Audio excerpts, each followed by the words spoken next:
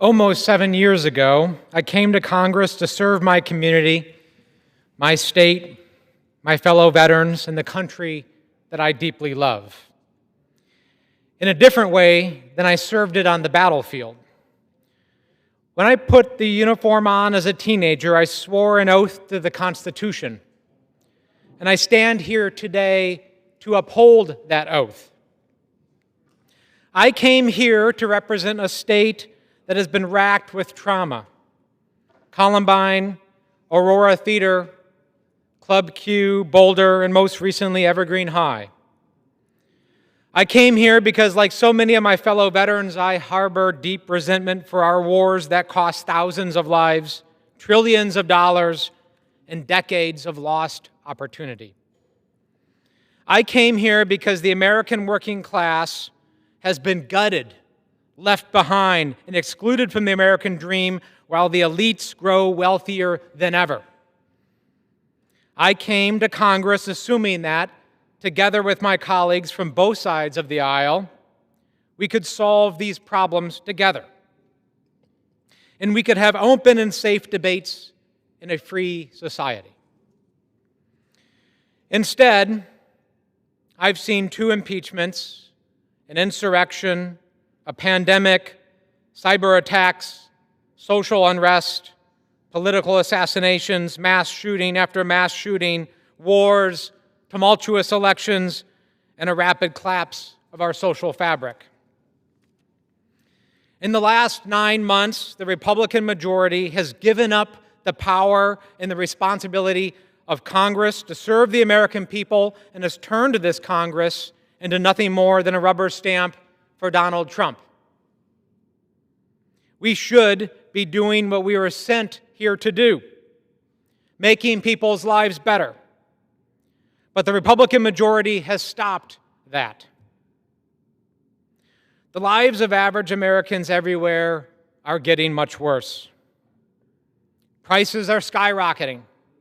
Homes are unaffordable. Consumer debt is surging.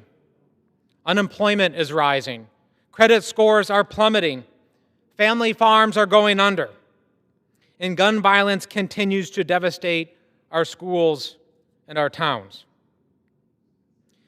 And while Americans struggle, Donald Trump and his family are cashing in at our expense, accepting endless gifts from businesses and foreign nations, including a $400 million jet, charging $500,000 to join a private club for access to Trump officials, turning Mar-a-Lago and the White House Rose Garden into a pay-to-play destination for the wealthy and the well-connected, and issuing meme coins so investors and foreign individuals can buy influence and personally enrich the president and his family. All of this has added billions of dollars to Trump's wealth since becoming president.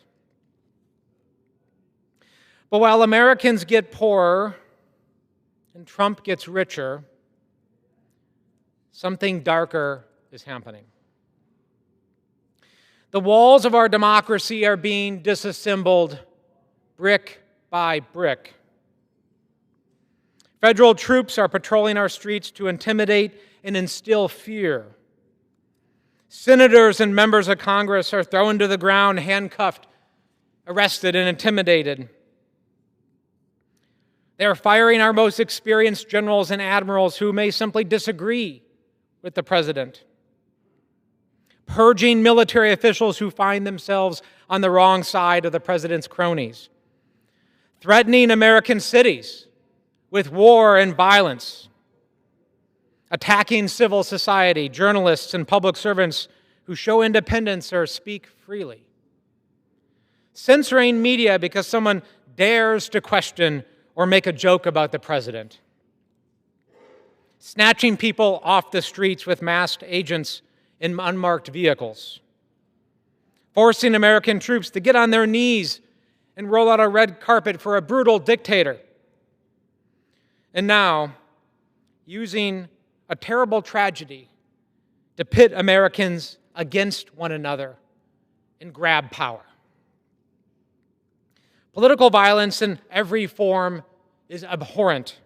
I condemn every single act of political violence, regardless of its source or its motivation. I went to war 3 times for this country to defend the Constitution and the rights of people to say things that I may disagree with.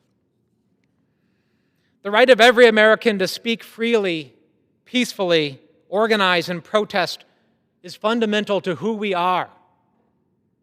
After all, what is more American than the ability to question authority? Questioning authority is, in fact, how we came to be a nation. We all lose when free and open debate is replaced with violence or threats. We must not lose our right and our responsibility to speak up against abuses of authority. Power in America has always been cyclical.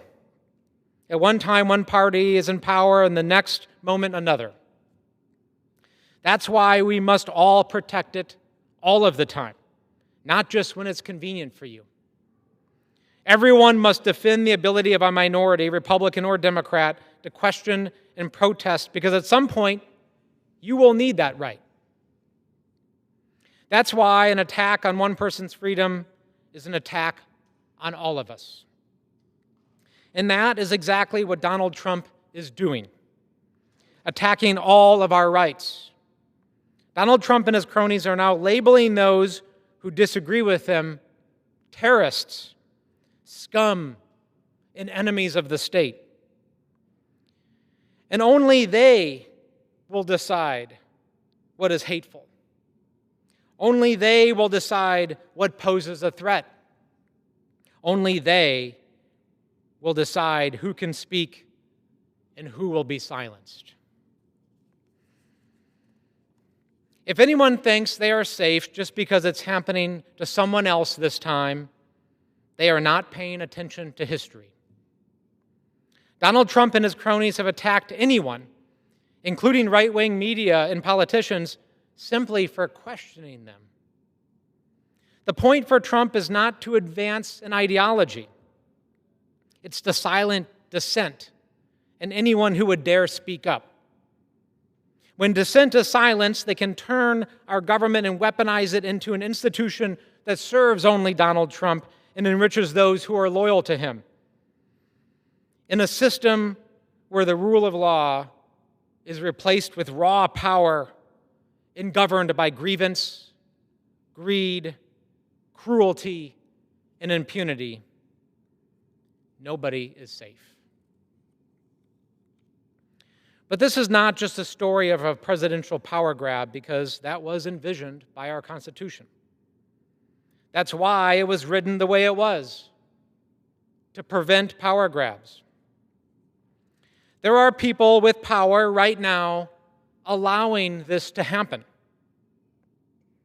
As Trump tramples on the Constitution, some of our most elite and powerful individuals and institutions are failing to defend our democracy. Some of our nation's most powerful law firms have bent the knee. Some of our finest universities are buckling. Some of our most powerful CEOs have capitulated. And some of our largest media companies are simply surrendering. If those with power and influence want to sell off our rights and freedoms to enrich themselves, then Americans should make it clear that cowardice and greed will fail them. We will not shop at your stores. We will not tune into your TV and radio stations. We won't send our kids and our money to your universities or use your services if you are going to enable our slide to authoritarianism. What makes their cowardice and greed so stark is the courage we have seen from everyday Americans. When ICE agents started interrogating kids on a baseball diamond in Harlem, Coach Yeoman Wilder was the only thing that stood between those agents and his young players. Despite threats, he stood up and told the agents that they had no right to speak to those kids. The agents left. In the moment, Wilder told himself he was willing to die to make sure those kids got home. In Twist, Washington, a small rural town that Trump won last November, hundreds of residents gather every Saturday to protest cuts to Medicaid and SNAP, cuts that will devastate their community. One resident, a school teacher of over 30 years, said they protest because, quote, democracy only works if we work it. In April, millions took to the streets to peacefully protest. We saw massive demonstrations nationwide in cities big and small. In Cortez, Colorado, population 9,600 people showed up. In Gardner, Montana, population 875 people made their voices heard. And in Daleville, Alabama, home to 5,100 members of the community showed up and spoke out.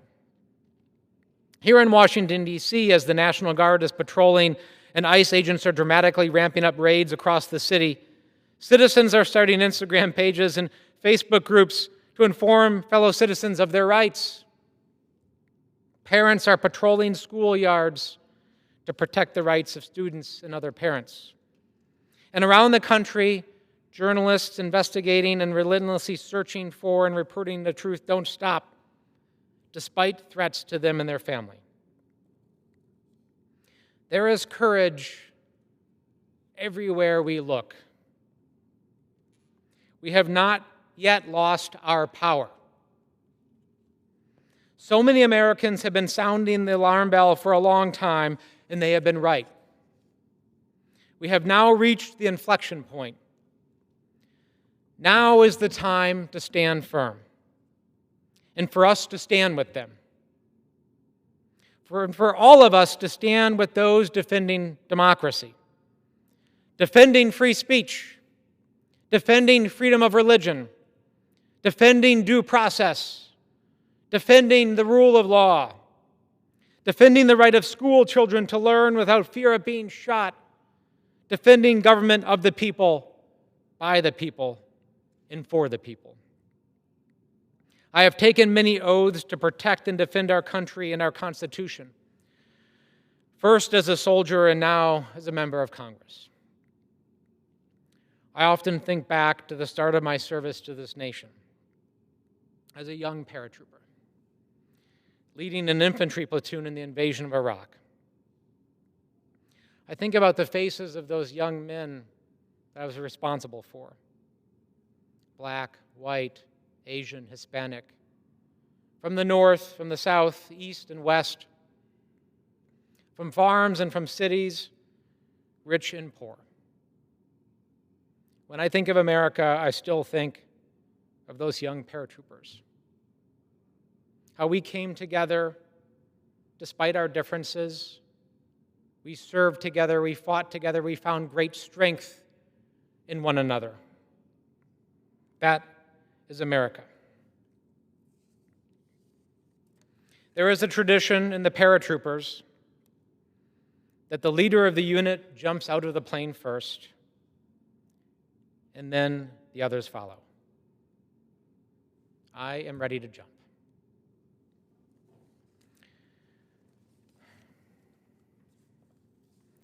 Mr. Speaker, I ask unanimous consent that all members may have 5 legislative days in which to revise and extend the remarks and exclude extraneous material on. Without objection.